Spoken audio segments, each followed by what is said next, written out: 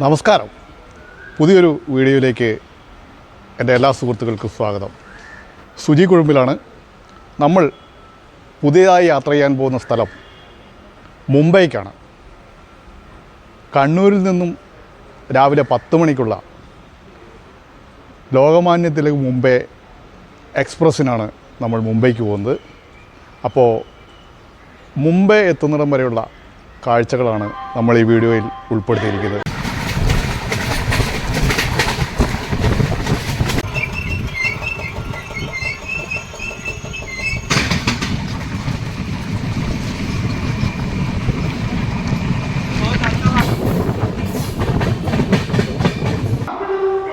നമ്മൾ പോകുന്ന വണ്ടി ആഴ്ചയിൽ 2 ദിവസം മാത്രമുള്ള ട്രെയിനാണ്.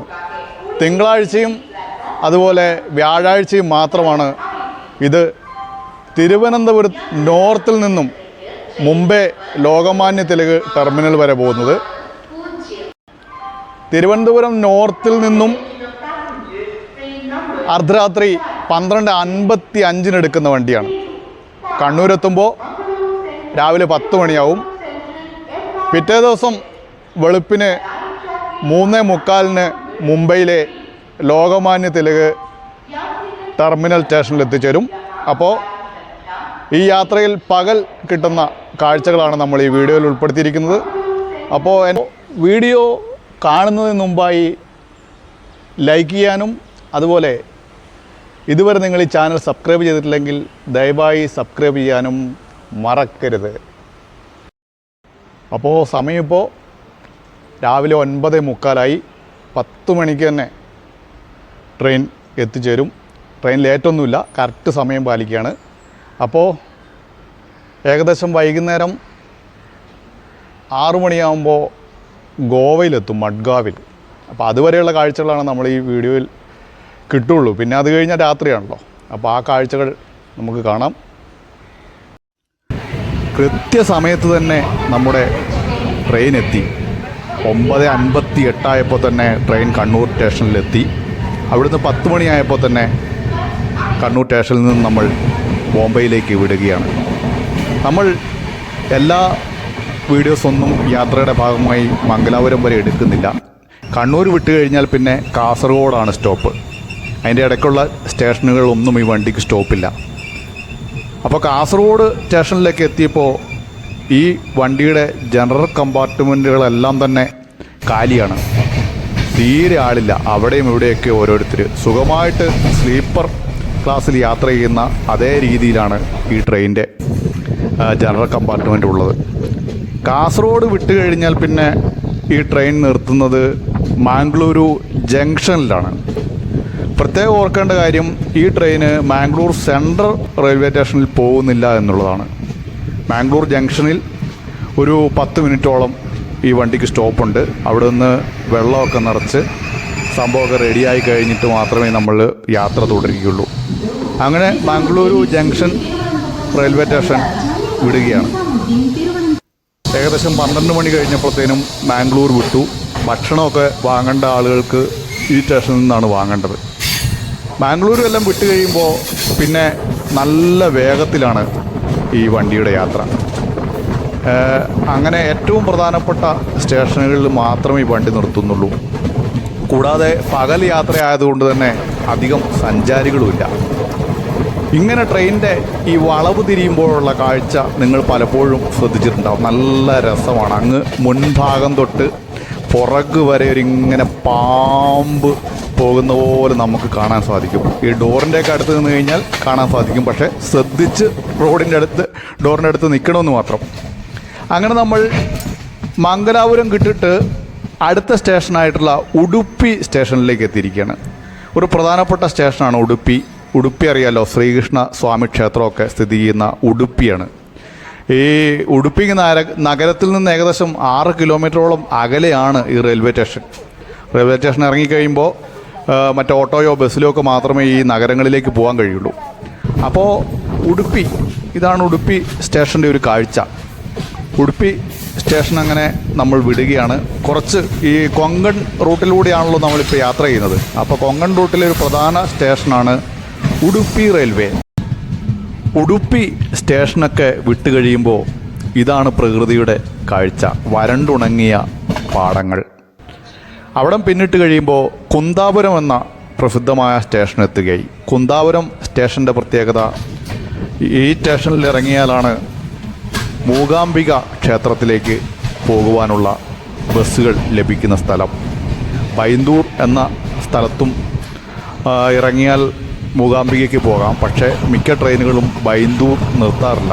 എന്നാൽ കുന്താപുരത്ത് ഒട്ടുമിക്ക ട്രെയിനുകളും നിർത്താറുണ്ട്. ഇടയ്ക്ക് പുഴകളുടെ കാഴ്ചകൾ കടന്ന് ഈ കൊങ്കൺ പാതയിലൂടെ സഞ്ചരിക്കുമ്പോൾ വയലിൻ്റെ കാഴ്ചകൾ, കുറച്ച് സ്ഥലങ്ങളിൽ നെല്ല് വിളയുന്ന കാഴ്ചകൾ. പിന്നെ ഷിരൂർ എന്ന സ്റ്റേഷനിലാണ് എത്തിയത്.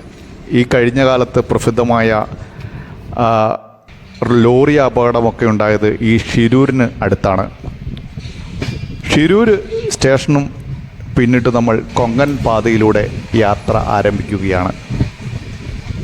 നിരവധി സ്റ്റേഷനുകൾ ഉണ്ട്. 59ഓളം സ്റ്റേഷനുകളാണ് മംഗലാപുരത്ത് നിന്ന് മുംബൈയിലെ വരെ എത്തുമ്പോൾ ഈ കൊങ്കൺ പാതയിലുള്ളത്. കൊങ്കൺ പാതയിലെ 1998 ഈ കൊങ്കൺ പാത തുറക്കുന്നത്.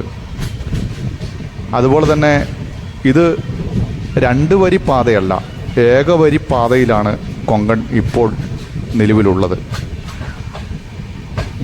ഭട്കൽ എന്ന സ്റ്റേഷൻ ഒറ്റവരി പാത ആയതുകൊണ്ട് തന്നെ ക്രോസിങ്ങിനായി പലപ്പോഴും ട്രെയിനുകൾ സ്റ്റേഷനുകളിൽ പിടിച്ചിടുന്ന ഒരു പ്രശ്നം ഈ കൊങ്കൺ പാതയിലുണ്ട്. എങ്കിലും മിക്കവാറും ഈ സമയങ്ങളിലെല്ലാം തന്നെ ട്രെയിൻ കൃത്യസമയം പാലിച്ചുകൊണ്ട് തന്നെയാണ് ഓടുന്നത്. വരണ്ട പ്രദേശങ്ങൾ. കൊങ്കൺ പാതയിലൂടെ മഴയുള്ള അല്ലെങ്കിൽ മഴക്കാലത്ത് യാത്ര ചെയ്യുമ്പോഴാണ് ഭംഗിയുള്ള കാഴ്ചകൾ മിക്കവാറും കാണാറ്. വേനൽക്കാലങ്ങളിൽ യാത്ര ചെയ്യുമ്പോൾ പ്രദേശങ്ങളൊക്കെ വരണ്ട് ഉണങ്ങിയിരിക്കും. കുന്ദ എന്ന കർണാടകത്തിലെ അതിർത്തി സ്റ്റേഷനിലേക്കാണ് എത്തിയിരിക്കുന്നത്. റെയിൽവേ ട്രാക്കിൻ്റെ പണി നടത്തുന്ന സാമഗ്രികളുടെ കാഴ്ച. നമ്മളിപ്പോൾ എത്തിയിരിക്കുന്നത് കാർവാർ എന്ന കർണാടകത്തിലെ വലിയൊരു റെയിൽവേ സ്റ്റേഷനിലേക്കാണ്. പുതിയ ട്രാക്ക് നിർമ്മിക്കുന്ന വസ്തുക്കൾ അടുക്കി വച്ചിരിക്കുന്നു. അതിൻ്റെ പ്രവർത്തനങ്ങളൊക്കെ ഇങ്ങനെ നടക്കുന്ന പ്രദേശങ്ങൾ. 100 കണക്കിന് ലോഡ് ട്രാക്ക് നിർമ്മിക്കാൻ ആവശ്യമായ ഗഡറുകൾ അടുക്കി വച്ചിരിക്കുന്ന കാഴ്ച. ഇത് കാർവാർ എന്ന സ്റ്റേഷൻ്റെ അടുത്തു നിന്നുള്ള കാഴ്ചയാണ്. 100 കണക്കിന് തൊഴിലാളികളും അതുപോലെ തന്നെ ആധുനിക രീതിയിലുള്ള യന്ത്ര സാമഗ്രികളും ഉപയോഗിച്ചാണ് ഇപ്പോൾ ട്രാക്കുകളൊക്കെ വളരെ വേഗത്തിൽ നിർമ്മിച്ചുകൊണ്ടിരിക്കുന്നത്. അതിൻ്റെ മനോഹരമായ കാഴ്ചകളിലൂടെയാണ് നമ്മളിപ്പോൾ കടന്നു പോകുന്നത്. പുതിയ ആധുനിക രീതിയിലുള്ള ടെക്നോളജി ഉപയോഗിച്ചുകൊണ്ടാണിപ്പോൾ ട്രാക്കുകൾ വേഗത്തിൽ ഇട്ടുകൊണ്ടിരിക്കുന്നത്. കൊങ്കൺ റെയിൽവേ ഇരട്ട പാതയിൽ ആയിക്കഴിഞ്ഞാൽ വളരെയധികം സൗകര്യപ്രദമായിരിക്കും. ഇനിയും എത്രയോ ട്രെയിനുകൾ കൂടുതലായി ഈ പാതയിലൂടെ വരും. ഒറ്റ ട്രാക്ക് ആയതുകൊണ്ട് തന്നെ ട്രെയിന് നിയന്ത്രണത്തിലൂടെ മാത്രമേ ഇതിലെ ഓടാൻ കഴിയൂ എന്നുള്ളൊരു പ്രശ്നം ഇവിടെയുണ്ട്. കൊങ്കൺ പാതയിലൂടെ ഇപ്പോൾ യാത്ര ചെയ്യുമ്പോൾ ഇതുപോലുള്ള പ്രദേശങ്ങളിൽ വൻ കെട്ടിട സമുച്ചയങ്ങൾ, ഫ്ലാറ്റ് സമുച്ചയങ്ങൾ നിർമ്മിച്ചുകൊണ്ടിരിക്കുന്ന കാഴ്ചകൾ നമുക്ക് കാണാം. എത്രയോ വലിപ്പമുള്ള ഫ്ലാറ്റുകൾ. ഇപ്പോൾ നമ്മൾ കാർവാർ സ്റ്റേഷനിലേക്കാണ് എത്തിയിരിക്കുന്നത്. കർണാടകത്തിലെ പ്രസിദ്ധമായ ഒരു നഗരമാണ് കാർവാർ. ഇവിടുത്തെ റെയിൽവേ സ്റ്റേഷനും വളരെയധികം പ്രസിദ്ധമാണ്. കാർവാർ റെയിൽവേ സ്റ്റേഷൻ അങ്ങനെ നമ്മുടെ ട്രെയിൻ നിർത്തിയതിന് ശേഷം വീണ്ടും സ്റ്റേഷൻ പിന്നിടുകയാണ്. 760ഓളം കിലോമീറ്ററാണ് കൊങ്കൺ റെയിൽവേയുടെ ആകെ നീളം. 160 കിലോമീറ്റർ വേഗത്തിൽ വരെ ട്രെയിൻ ഓടുവാനുള്ള സൗകര്യം കൊങ്കൺ പാതയിലെ ഈ ട്രാക്കുകൾക്കുണ്ട്. ചില സ്ഥലങ്ങളിൽ മനോഹരമായ കുന്നിൻ പ്രദേശങ്ങളുടെ കാഴ്ചകൾ ഗംഭീരം തന്നെയാണ്. കാഴ്ചകൾ കാണാൻ ആഗ്രഹിക്കുന്നവർ തീർച്ചയായും മഴ കാലങ്ങളിൽ ഈ വഴി യാത്ര ചെയ്യുകയാണെങ്കിൽ നല്ല പച്ചപ്പ് നമുക്ക് കിട്ടും. ഒരു തുരങ്കത്തിനുള്ളിലൂടെയുള്ള യാത്രയാണിപ്പോൾ. 6.5 കിലോമീറ്റർ നീളമുള്ള തുരങ്കം വരെയുണ്ട് ഈ കൊങ്കൺ പാതയിൽ എന്ന് നിങ്ങൾ പറഞ്ഞാൽ വിശ്വസിക്കുമോ? അപ്പോൾ നമ്മൾ അടുത്ത ഏറ്റവും പ്രധാനപ്പെട്ട സ്റ്റേഷനായ മഡ്ഗോണിലേക്ക് എത്തിയിരിക്കുകയാണ്. ഇപ്പോൾ നമ്മൾ കാണുന്ന കാഴ്ച ഈ ട്രെയിനിൻ്റെ ബോഗികളൊക്കെ കഴുകുന്ന ഒരു പാതയാണ്. അതിലൂടെ കടന്നു പോകുമ്പോൾ വെള്ളം നനച്ച് സോപ്പുമൊക്കെ ഇട്ട് തൂവൽ പോലുള്ളൊരു സംഭവം ട്രെയിനെ ഇങ്ങനെ കഴുകിയെടുക്കും. അതിൻ്റെ കാഴ്ചയാണ് ഇപ്പോൾ നമ്മൾ കണ്ടത്. ഇത് ട്രെയിനിൻ്റെ ബോഗികളുടെയൊക്കെ അറ്റകുറ്റപ്പണികളൊക്കെ നടക്കുന്ന മഡ്ഗോണിലെ യാർഡ്. അപ്പോൾ അതും പിന്നിട്ട് മഡ്ഗോൺ റെയിൽവേ സ്റ്റേഷനിലേക്ക് നമ്മൾ വരികയാണ്. കൊങ്കൺ പാതയിലെ ഏറ്റവും പ്രധാനപ്പെട്ട ഒരു ജംഗ്ഷൻ റെയിൽവേ സ്റ്റേഷനാണ് Madgaon railway station. Madgaon railway സ്റ്റേഷൻ്റെ കുറേ വിശേഷങ്ങൾ നമ്മൾ ഗോവ വീഡിയോ ചെയ്തപ്പോൾ പറഞ്ഞിട്ടുണ്ട്. മഡ്ഗോൺ കൊങ്കണൊക്കെ വരുന്നതിന് മുമ്പ് തന്നെ ഇവിടെ നിലവിലുള്ള ഒരു റെയിൽവേ സ്റ്റേഷനായിരുന്നു. ഗോവയിലേക്ക് അന്ന് വണ്ടികൾ വന്നിരുന്നത് മഹാരാഷ്ട്രയിൽ നിന്നും മറ്റൊരു റൂട്ടിലാണ്. അപ്പോൾ ഇതൊക്കെയാണ് മഡ്ഗോൺ റെയിൽവേ സ്റ്റേഷൻ്റെ ഗംഭീരമായ കാഴ്ചകൾ. ദിവസവും ആയിരക്കണക്കിന് സഞ്ചാരികൾ കടന്നു പോകുന്ന ഒരു റെയിൽവേ സ്റ്റേഷനാണ് മഡ്ഗോൺ. അതുകൊണ്ട് തന്നെ വളരെയധികം വികസന പ്രവർത്തനങ്ങളാണ് ഈ മഡ്ഗോൺ റെയിൽവേ സ്റ്റേഷനിൽ നടന്നുകൊണ്ടിരിക്കുന്നത്. മഡ്ഗോൺ സ്റ്റേഷൻ പിന്നിടുമ്പോൾ ബോഗിയിലെ കാഴ്ച ഇതാണ്. സീറ്റുകളെല്ലാം തന്നെ കാലിയായി കിടക്കുന്നു. കണ്ണൂരിൽ നിന്ന് ഞാൻ ഇപ്പോൾ ഗോവയിലെത്തിയല്ലോ. ഇവിടം വരെ ഈ സീറ്റിൻ്റെ അവസ്ഥ ഇങ്ങനെ തന്നെയാണ്. ഈ ട്രെയിനിൻ്റെ സുഖമായിട്ട് സ്ലീപ്പർ ക്ലാസ്സിൽ യാത്ര ചെയ്യുന്ന അതേ രീതിയിൽ ഈ ട്രെയിൻ യാത്ര ചെയ്യാം. കൽക്കരി നിറച്ച വാഗണുകളുടെ കാഴ്ചയാണ്. വീണ്ടും പല റെയിൽവേ സ്റ്റേഷനുകളും നമ്മൾ കടന്ന് മുന്നോട്ട് നീങ്ങുകയാണ്. വെർണ എന്ന ഗോവയിലെ തന്നെ സ്റ്റേഷൻ.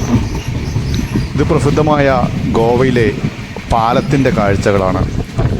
ഗോവയുടെ മുഖമുദ്ര തന്നെയായിട്ടുള്ള ഈ പാലം ധാരാളം സഞ്ചാരികളെ ആകർഷിക്കുന്നതാണ്. അതിൻ്റെ ശരിയായ കാഴ്ച നമുക്ക് കാണണമെങ്കിൽ അതിന് സമീപത്തു കൂടിയുള്ള ഈ റെയിൽവേ ട്രാക്കിലൂടെ ഒന്നെങ്കിൽ നടക്കണം, അല്ലെ ഇതുപോലെ ട്രെയിൻ സഞ്ചരിക്കണം. ട്രെയിൻ പതുക്കെ നീങ്ങുമ്പോൾ ഈ ഗോവയിലെ മനോഹരമായ ഈ പാലത്തിൻ്റെ, ഈ വടം കെട്ടിയ പാലത്തിൻ്റെ സുന്ദരമായ കാഴ്ചയാണ്. സമയം ലേശം വൈകിയിരിക്കുന്നു. കാഴ്ച മങ്ങി തുടങ്ങിയിരിക്കുന്നു. ഏകദേശം 6:30 കഴിഞ്ഞു. എങ്കിലും ഗംഭീരമായ കാഴ്ചയാണ് ഗോവയിലെ ഈ സുന്ദര പാലത്തിൻ്റെ. സമയം ഇരുട്ടി. സൂര്യൻ അങ്ങ് പടിഞ്ഞാറേ ചക്രവാളത്തിൽ കടലിൻ്റെ അടിയിലേക്ക് താഴുന്നതിന് വേണ്ടി നീങ്ങുന്ന കാഴ്ചയാണ് കാണുവാൻ സാധിക്കുന്നത്. അതും ഈ യാത്രയിൽ ഗംഭീരമായ ഒരു കാഴ്ച തന്നെ. സുന്ദരമായ കാഴ്ച. സന്ധ്യ മയങ്ങിയിരിക്കുന്നു. ബോംബെയിലേക്കുള്ള യാത്രയിൽ പെർണം എന്ന റെയിൽവേ സ്റ്റേഷനിൽ വണ്ടി കുറച്ചു നേരം നിർത്തിയിരിക്കുകയാണ്. 7:30 സമയം, വൈകിട്ട്. ഇപ്പോഴുള്ള സ്റ്റേഷൻ നിർത്തിയേക്കാണ് സിന്ധുദുർഗ്. മഹാരാഷ്ട്രയിലെ സ്റ്റേഷനാണ്. സിന്ധുദുർഗിലാണ് എത്തിയേക്കുന്നത്. ഇപ്പോൾ അടുത്ത സ്റ്റേഷനിൽ നിന്ന് ഭക്ഷണ ഫുഡ് വാങ്ങാം. കമ്പാർട്ട്മെൻറ്റിലൊന്നും ആരുമില്ല കേട്ടോ. ഇത് ശരിക്കും പറഞ്ഞാൽ സ്ലീപ്പറിൽ യാത്ര ചെയ്യുന്ന പോലെ തന്നെ നമുക്ക് ഈ ട്രെയിനിൽ ജനറൽ കമ്പാർട്ട്മെൻറ്റ് യാത്ര ചെയ്യാൻ പറ്റും. സൂപ്പറാണ്. ആരുമില്ല. കുറച്ച് നേരം ഉറങ്ങിയതിന് ശേഷം വെളുപ്പിന് 4:30 ആയപ്പോൾ എഴുന്നേറ്റപ്പോൾ താനെ എന്ന റെയിൽവേ സ്റ്റേഷനിലാണ് എത്തിയിരിക്കുന്നത്. ലോകമാന്യ തിലക് റെയിൽവേ സ്റ്റേഷന് തൊട്ട് മുന്നുള്ള താനെ എന്ന റെയിൽവേ സ്റ്റേഷൻ. അതും മുംബൈയിലെ റെയിൽവേ സ്റ്റേഷൻ തന്നെയാണ്. ഏകദേശം 5 മണിയോട് അടുത്തപ്പം ഇതാ നമ്മുടെ ലക്ഷ്യസ്ഥാനമായ ലോകമാന്യ തിലക് ടെർമിനൽ റെയിൽവേ സ്റ്റേഷനിലേക്ക് നമ്മുടെ ബോംബെ എക്സ്പ്രസ് എത്തിച്ചേർന്നിരിക്കുന്നു. അങ്ങനെ ഇതൊരു ടെർമിനൽ റെയിൽവേ സ്റ്റേഷനാണ്. നമ്മൾ വന്ന വണ്ടി ഇതാ ലോകമാന്യ തിലക് മുംബൈ. അങ്ങനെ ട്രെയിനിൽ നിന്ന് ഇറങ്ങി പുറത്തേക്ക് കടക്കാൻ വേണ്ടി പ്ലാറ്റ്ഫോമിലൂടെ നടക്കുകയാണ്. ഒന്നാമത്തെ പ്ലാറ്റ്ഫോമിലൂടെ നടന്ന് റെയിൽവേ സ്റ്റേഷൻ്റെ പ്രധാന സ്ഥലത്തെത്തിയപ്പോൾ ഇതാണ് കാഴ്ച. വലിയൊരു റെയിൽവേ സ്റ്റേഷൻ തന്നെയാണ് ലോകമാന്യ തിലക് റെയിൽവേ സ്റ്റേഷൻ. മുംബൈയിലെ റെയിൽവേ സ്റ്റേഷൻ വലുതാണെന്ന് പറയുന്നതിൽ വലിയ അർത്ഥമൊന്നുമില്ലല്ലോ. ഗംഭീരമായ ഒരു ടെർമിനൽ റെയിൽവേ സ്റ്റേഷൻ. ആ റെയിൽവേ സ്റ്റേഷൻ്റെ പുറത്തേക്കൊക്കെ കടന്നപ്പോൾ നേരം ഇരുട്ടി തന്നെയാണ് ഉള്ളത്. ധാരാളം ആളുകൾ എപ്പോഴും യാത്ര ചെയ്യുന്ന സ്ഥലം. പുറത്തേക്ക് ഇറങ്ങുമ്പോൾ ടാക്സിക്കാർ വളയും എന്നുള്ളൊരു പ്രശ്നം മാത്രമേ ഉള്ളൂ. അങ്ങനെ മുംബൈ എന്ന മഹാനഗരത്തിലേക്ക് ഞാൻ ആദ്യമായി എത്തിയിരിക്കുന്നു. അങ്ങനെ നമ്മുടെ യാത്ര മഹാനഗരമായ മുംബൈയിൽ എത്തിച്ചേർന്നിരിക്കുകയാണ്. മുംബൈയിലെ ലോകമാന്യ തിലക് റെയിൽവേ സ്റ്റേഷനിൽ 3:30 ആകുമ്പോൾ എത്തേണ്ട വണ്ടി എത്തിയ സമയം 5:30 ആയപ്പോഴാണ്. അപ്പോൾ ഇനി കുറച്ച് വീഡിയോകളിൽ മുംബൈയിലെ വിശേഷങ്ങളാണ് നിങ്ങൾ കാണുന്നത്. അപ്പോൾ വീഡിയോ ഇഷ്ടപ്പെട്ടാൽ ലൈക്ക് ചെയ്യണം, അതുപോലെ ഷെയർ ചെയ്യണം.